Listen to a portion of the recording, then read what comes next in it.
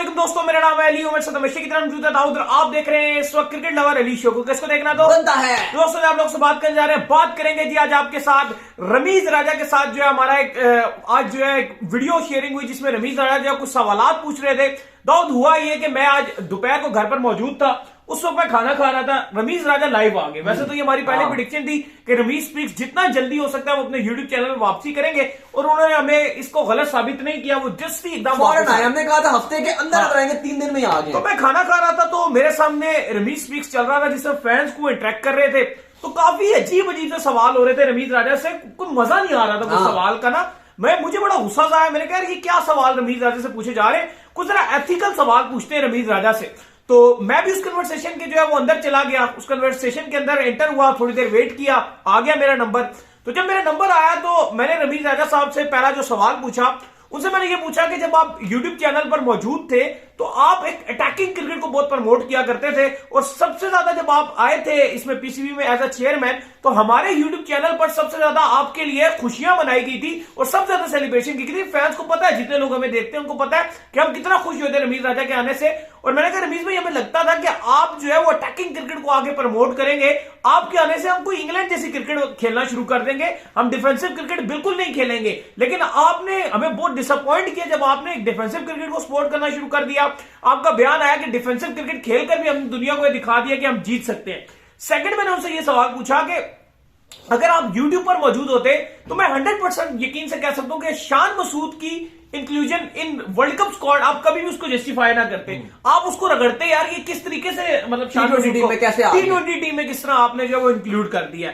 तो इस पर रमीज राजा साहब ने क्या जवाब दिया जी, बताया जरा, आपने भी। अच्छा, बड़ा मजा आया है पहले तो, क्योंकि आपको पता है कि इससे पहले जब ये गए हैं तो हमने इनसे बड़े राब्ते किए, हमने कहा अपने शो में इनको बुला लेते हैं।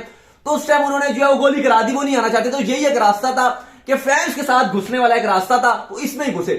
अच्छा, पहली बात तो यह है कि जो आपने पहला सवाल किया उस पर उन्होंने बड़ी मजेदार बात की। पहले कहते हैं जी कि बिल्कुल ठीक कह रहे हैं, लेकिन हम भी चाहते थे अग्रेसिव हमारी। उन्होंने कहा जी कि नेशनल हाई परफॉर्मेंस सेंटर में हमारी मीटिंग हुई और वो कहते हैं कि वहां पर मैंने बाबर आजम को बोला कि हमें जो है वो अब तरीका वारदात जो है वो डिफरेंट तरीके से डालनी है। फिर वो कहते हैं कि लेकिन फिर हमने कहा कि यार हम ऐसे कर ही नहीं सकते क्योंकि हमारे अंदर कैपेसिटी नहीं है। पहली बात मैं इनको जवाब दे, एक और चीज इन्होंने ये भी कहा कि मैंने उनको कहा, उन्होंने मुझसे कहा कि अगर हम ऐसा खेलेंगे तो हम अगर छक्के मारते हुए आउट हो गए तो आप हमें चेंज तो नहीं करेंगे। मैंने उनको कहा नहीं करेंगे। तो वो कब छक्के मारते हुए आउट हो रहे थे? चलो अब वो सुनो ना उन्होंने क्या जवाब दिया। उन्होंने कहा कि जब हम ऊपर शॉट मारेंगे ऊंचे हम आउट होंगे, तो उन्होंने कहा नहीं हम आपको पक्का मौका देंगे। लेकिन वो कहते हैं फिर हमने सोचा कि भाई ये थोड़ा मुश्किल काम है। इनडायरेक्टली जो कहना चाह रहे थे कि हमने सोचा कि हम 6-7 साल में करेंगे ये, अगर ये 7 साल और रहते, 6-7 साल 2 बार आते फिर करते। फिलहाल हमने सोचा कि ऐसे ही चलते हैं, ये उन्होंने बोला कि फिलहाल हमने सोचा कि हम ऐसे ही चलेंगे। और इंग्लैंड एकदम से नहीं आया। मैं कहता हूं इंग्लैंड क्यों एकदम से नहीं आया? इंग्लैंड इंडिया से हार रहा था, फिर बाद में ड्रॉ कर दी थी, स्टोक्स ने ड्रॉ करवा दी। पहले वो हार गए थे सीरीज रूट की कप्तानी में, एशेज हार गए, आउट क्लास हुए, व्हाइट वॉश हुए, वेस्ट इंडीज में कुछ नहीं कर सके। स्टोक्स आए, मैकलम आए, यूं चुटकियों में हो गया। काफी लोग जो है फिर हमसे पूछेंगे कि ये जो आपकी वीडियो हम कहां देख सकते हैं, क्योंकि रमीज स्पीक्स के अपने ऑफिशियल चैनल पे, हम तो अपने चैनल पर नहीं डाल सकते हैं क्योंकि उनकी सारी चीजें। तो आप इस वीडियो को यहां देख सकते हैं। रमीज स्पीक्स पे आप जाएंगे, जो उन्होंने रिसेंटली लाइव किया, उसमें 1 घंटा जब खत्म होगा उस पर जाकर 1 घंटे। और इसके अलावा जो हमारा ऑफिशियल पेज है फेसबुक का क्रिकेट लवर अली, वहां पर भी आपको जो वीडियो मिलेगी और वहां पर भी इस वीडियो को आपने देखना भी है और वीडियो को उसके बाद शेयर भी करना है। फिर इंस्टाग्राम पे देख लीजिएगा, हम इंस्टाग्राम पे, फेसबुक पे फिर देखो और शेयर आपने लाजमी करना है वीडियो को, वहां भी इंस्टाग्राम पे भी देखिए। अच्छा, दूसरा अली साहब मुझे एक बात बताइए। अच्छा, ये बात होगी, उन्होंने कहा जी कि हम फिलहाल टुक करना चाहते हैं। फिर आपने एक बात की और वो जो हम यहाँ पे चीख के करते रहते हैं, वो बड़ी मजेदार बात थी, वो जरा बताइए। नहीं, मैंने उनसे जो है वो सवाल पूछा। अच्छा, मजे की बात ये थी, कुछ लोग बार बार कह रहे थे यार आपकी आवाज म्यूट, मैं नहीं म्यूट कर रहा था, रमीज राजा साहब मेरी आवाज को म्यूट कर रहे थे क्योंकि वो क्वेश्चन बड़ा खतरनाक उनसे हो रहा था, बार बार वो म्यूट कर देते थे। आपने म्यूट की जो बात की है, अगर रमीज स्पीक्स में देखेंगे तो आप बेशक उनको ये कहें यार कि आप हमारे साथ हमारे शो पे आए, इंशाल्लाह हम यहाँ पे कोई म्यूट नहीं करेंगे। जो रमीज राजा ने बोला बोले। आपने बात की है ना, ये वो इंडिया में बड़ा होता है वो गोस्वामी जो है और बाकी भी जो है। अब इंडिया, आपको पता है पीसीबी और बीसीसीआई का वो रोला चल रहा था, तो इंडिया में हमें भी बड़ी दावत है कि आप आ जाए, लेकिन हम इसलिए नहीं वहां पे गए क्योंकि वहां पे भी तरीकेकार होता है कि जो आपको ऐसा गेस्ट बुला रहे थे हमें। अब करते वो क्या अली साहब कि वो आपका बोलेंगे, आप अपना सवाल वो खूब लाउड स्पीकर, मतलब वो आवाज तेज कर देंगे। जैसे हमारी बात है कि वो बिल्कुल या म्यूट कर देंगे, इतनी सी बात। और फिर वो कहते हैं वो Goswami, are you listening me, आपने देखा? तो वही लग रहा था कि ट्रेंड रमीज फॉलो कर रहे हैं कि उन्होंने जो आपका माइक था वो उन्होंने म्यूट कर दिया अच्छा, अगला सवाल मैंने उनसे ये पूछा और मेरा सवाल भी उन्होंने पूरा नहीं होने दिया, उससे पहले वो शदीद गुस्सा हो गए। मैंने उनसे पूछा, देखे इंडिया भी गया था वर्ल्ड कप खेलने के लिए, लेकिन इंडिया सेमीफाइनल में हार कर वापस आया। पिछले सारे मैच इंडिया ने भी बेहतर खेले थे, तो उसमें उनकी मीटिंग हो रही है जिसमें वो रोहित शर्मा को कैप्टन से हटा रहे हैं और हार्दिक पांड्या को नया कैप्टन जो है वो इंक्लूड किया जा रहा है। दूसरी तरफ हम जब हार कर आए थे तो यहां पर आते साथ हमारे यहां खाबे चले, हमारे यहां पर डिनर और पार्टियां चली। अभी सवाल पूरा नहीं हुआ था, इसको मैं आगे लेके जा रहा था कि इंडिया को हराना को बहुत बड़ी बात नहीं थी। वो तो बांग्लादेश ने भी बांग्लादेश ने इंडिया को हराया, तो क्या हमारे लिए सिर्फ यही कैपेबिलिटी है कि इंडिया से अगर हम एक कदम आगे चले गए, यानी इंडिया का सेमीफाइनल बाहर हो गया, फाइनल में बाहर हो गया, तो हम पार्टियां करेंगे? इस सवाल को पूरा होने ही नहीं दिया उन्होंने। बीच में उन्होंने कहा, अली साहब क्या मतलब है आपका, हम पार्टियां क्यों ना करें, फ्रांस वर्ल्ड कप खेल के क्या हम ऐसे ही बोला उन्होंने? फ्रांस यही कहा है। अब एक बात बताओ, आप फ्रांस की उन्होंने एक बात किया है, फ्रांस जैसे वर्ल्ड कप खेला है वो आपको पता है कैसे खेला है फ्रांस? फाइनल जो था 2-0 अर्जेंटीना वो उसने 2 गोल मार दिए, फिर वो आगे निकल गया फ्रांस। और भाई जिस तरह फ्रांस से खेला उसने दिल जीत लिया। हम कैसे खेले हैं? हम इंडिया से भी हारे थे वर्ल्ड कप में, हम जिम्बाब्वे से भी हारते और देखो हार जीत कोई नहीं है। ये भैया मुझे आपने बोला जिम्बाब्वे से हम हारे हैं, उस पर कोई बात ही नहीं हो रही। कह रहे क्यों बात करें हम जिम्बाब्वे से हारने पे? आपको पता है जब 92 का वर्ल्ड कप हम खेलने गए तो लोगों ने कहा था इनको जूतियों के हार बनाएंगे। इतना वो एकदम सही गुस्सा हो गए मेरे पे सिद्दीद वाले कि ये क्या बात कर दी आपने, पार्टी क्यों ना करें, हम वर्ल्ड कप के फाइनल खेल के आए हैं। फिर एक सवाल था, वो सवाल ये था कि शान मसूद अगर आप होते यूट्यूब पर बैठे होते तो क्या आप YouTube पर बैठकर शान मसूद को T20 वर्ल्ड कप में लेकर जाते? कभी भी ना लेकर जाते, ये सवाल था, कभी भी ना लेकर जाते। एक और बड़ा अच्छा सवाल था जो ओपनर से रिलेटेड था। मैंने उनसे ओपनर से रिलेटेड सवाल पूछा कि अगर आपके ओपनर अच्छा परफॉर्म नहीं कर रहे थे रिजवान पूरे वर्ल्ड कप में, तो वहां पर आपके पास एक बहुत अच्छा ऑप्शन मौजूद था हारिस की शक्ल में, उसको ओपनिंग क्यों नहीं कराई? उसका उन्होंने कहा कि जी कि बिल्कुल ठीक कह रहे हैं मोहम्मद हारिस, उसको मैंने बड़ा कहा था, वो ठीक कह रहे हैं। उन्होंने बड़ा ट्विटर पर बड़ी आवाज लगाई थी मोहम्मद हारिस के लिए, लेकिन सवाल फिर वही उठ जाता है, आंसर ही किसी सवाल का कुछ आंसर कुछ नहीं। चलो वो बात ठीक कह रही है, उन्होंने बात सही, लेकिन ऐसी बात से क्या फायदा जो आप ट्विटर पर तो हम आवाज उठाएं तो अच्छे लगते हैं। पीसीबी का चेयरमैन ट्विटर पर आवाज उठा रहा है। अब शायद अफरीदी आया ना, सिलेक्टर ने प्लेइंग 11 में उसने सरफराज को यूं घुसेड़ दिया टीम के अंदर, मीर रमजा को यूं डाल दिया। और आप चेयरमैन होके क्या कर रहे थे?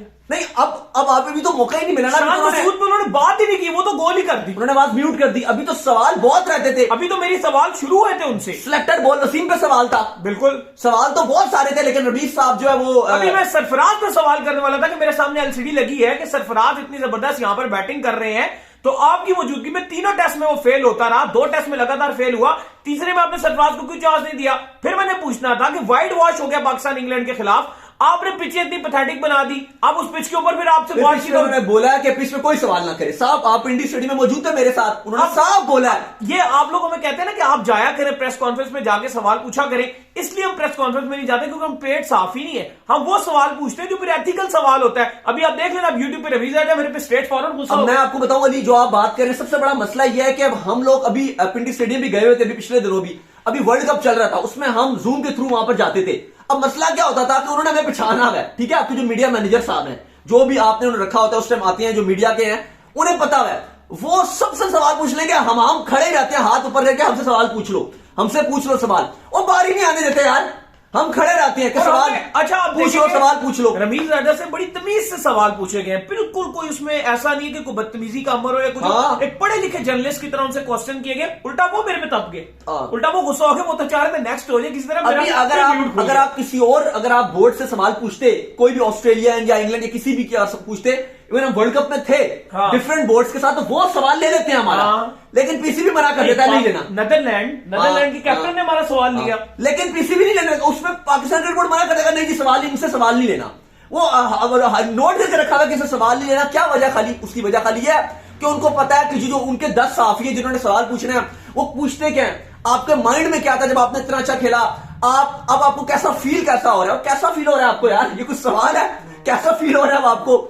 नहीं पूछा। आज जिस तरह सरफराज ने बनाई है, पूछना चाहिए बाबर आजम से, बाबर आजम चले ना पूछा, वो भी अच्छा खेले, जो चीफ सेलेक्टर है उससे पूछना चाहिए फिर आपको, जो आपका रहा है कि यार आपने क्यों नहीं इनको खिलाया यार। ये रमीज से भी पूछना चाहिए ना, कि सबसे पूछना चाहिए, बाबर से भी पूछना चाहिए कि आपने सरफराज को क्यों चांस नहीं दिया। सबसे बड़ा तो ये सवाल कि रमीज राजा साहब, मैं फिर आपको बता रहा हूं, जैसे आपने शुरू में भी उनसे बोला कि सबसे ज्यादा रमीज के आने से खुश हम थे, हम ही थे। और ये आप शोज देख लें, हमने यहाँ भंगड़े डाले हैं, ढोल बजाए हैं, खुशियां मनाई है रमीज राजा के आने पर, करते थे जैसे वो भी बात करते हैं, बड़ी अच्छी बात करते आप हैं। कह लेंगे शुएब अख्तर की जिस तरह इंक्लूजन हो रहा है, हम बड़े खुश हो रहे हैं शायद अफरीदी शुएब अख्तर, क्योंकि ये लोग भी क्रिकेट को लेकर बड़ी पॉजिटिव बात करते हैं। लेकिन अब आई डोंट नो, अब अफरीदी ने तो करके दिखाया है। हाँ। अब यहाँ पे नजम सेठी की बात नहीं है, वो शायद किसी काम की नहीं है, लेकिन आफरीदी उसने करके दिखाया है। उसने पहली बॉल पे छक्का मारा है, जो मैकलम करता था वो उसने बूम बूम किया, और वो बूम बूम की तरह खेलेगा, मजा आ जाएगा। वैसे आफरीदी जैसे क्लास कर रहा है। आज ढोल भी बजाया हमने सरफराज और बाबर की सेंचुरियों पे, एक्चुअली सरफराज 86 पे आउट हुए, लेकिन नजर यह आ रहा है